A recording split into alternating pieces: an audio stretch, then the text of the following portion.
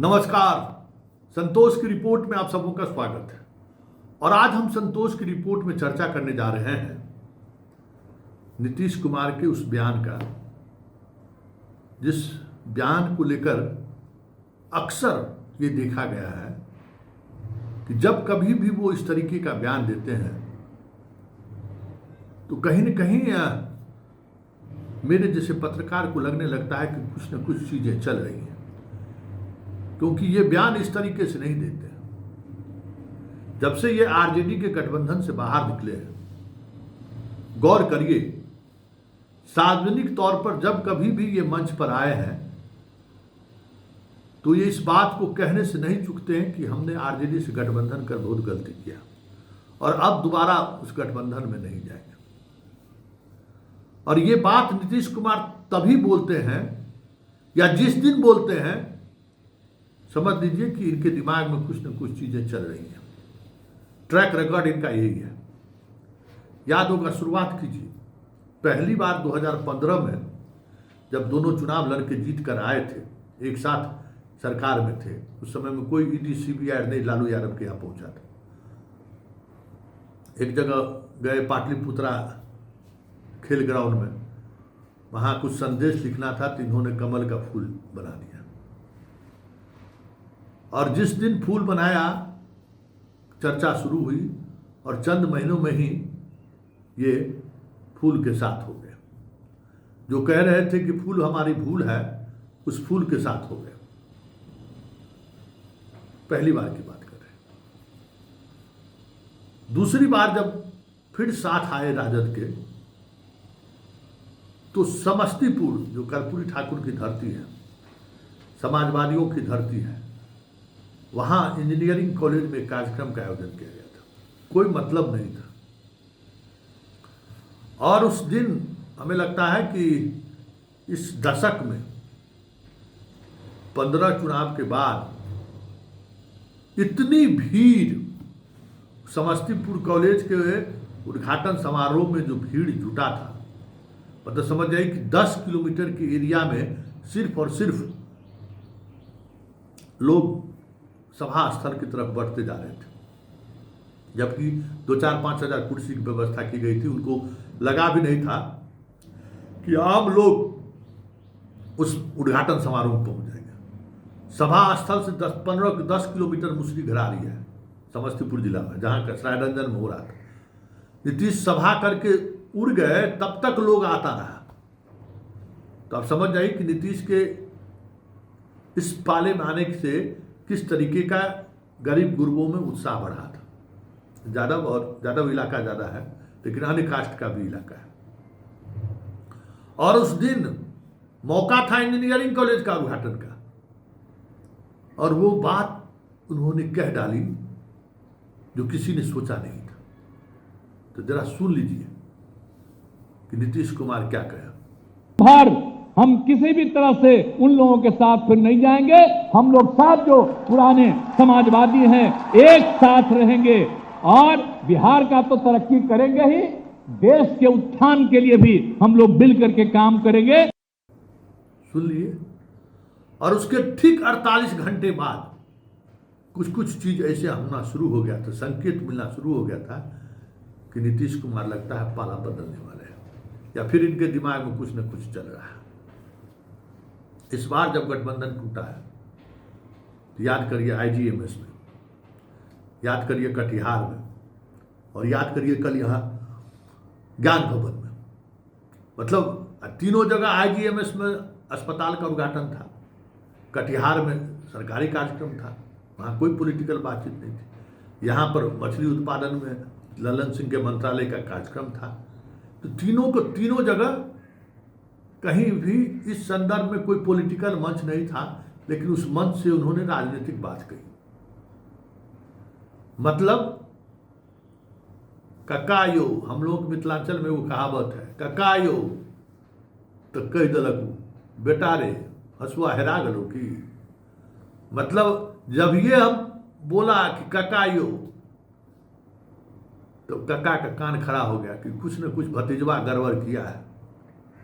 तो जब कभी भी नीतीश कुमार इस तरीके का बयान देते हैं तो चर्चा होनी शुरू हो जाती है कि कुछ न कुछ अंदर खाने में चल रहा है।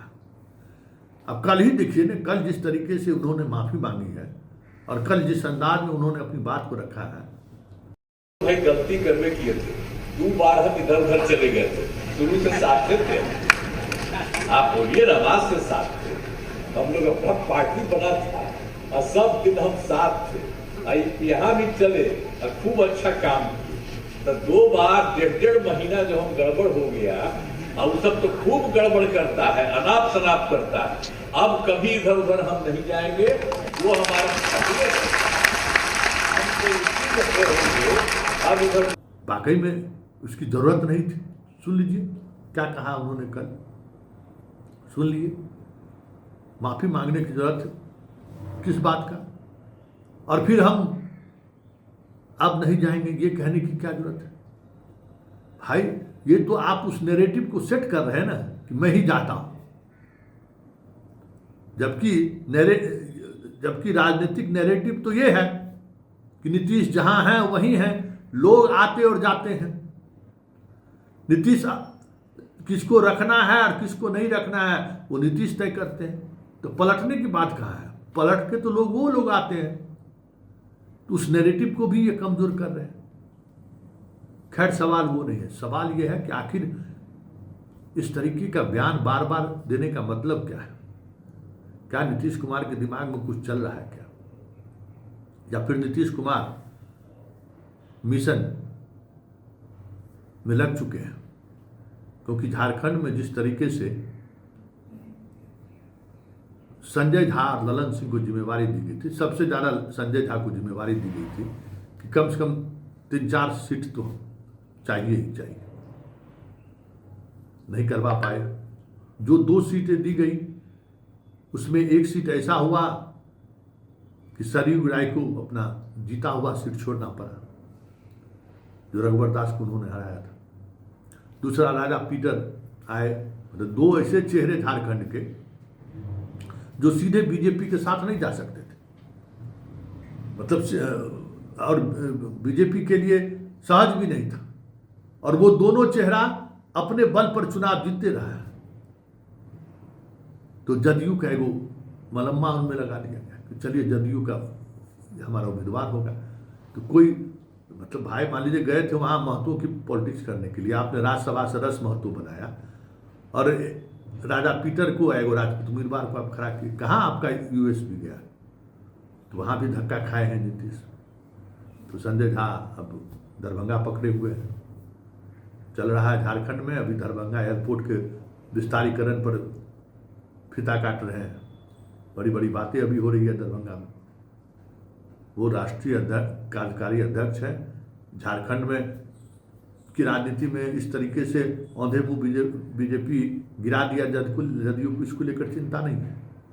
अभी डेवलपमेंट की राजनीति चल रही है। इसी तरीके से ईडी सीबीआई जो कर रही है बिहार में, एनआईए ने जो किया है देख सकते हैं।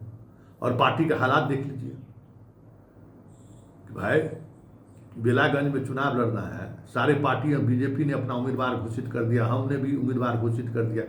जदयू का भी जब तक हम समाचार पढ़ रहे हैं तब तक उम्मीदवार की घोषणा नहीं हुई है। पार्टी का हाल देख लीजिए कि क्या स्थिति है।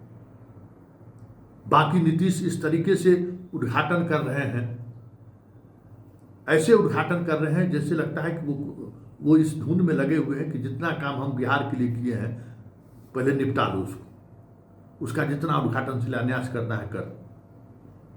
तो उसमें देख रहे हैं कि रोज बिहार के अलग अलग हिस्सों पे वो जा रहे हैं, फीता काट रहे हैं, कोई नई योजनाओं का घोषणा नहीं कर रहे हैं। एक बात गौर करिएगा, नीतीश कुमार कोई नई योजनाओं का घोषणा नहीं कर रहे हैं, सिर्फ जो उन्होंने काम किया है उस काम को वो जनता तक पहुंचाने का काम कर रहे हैं, और कोई नई योजना, नए प्रोजेक्ट की वो अभी घोषणा नहीं कर रहे हैं।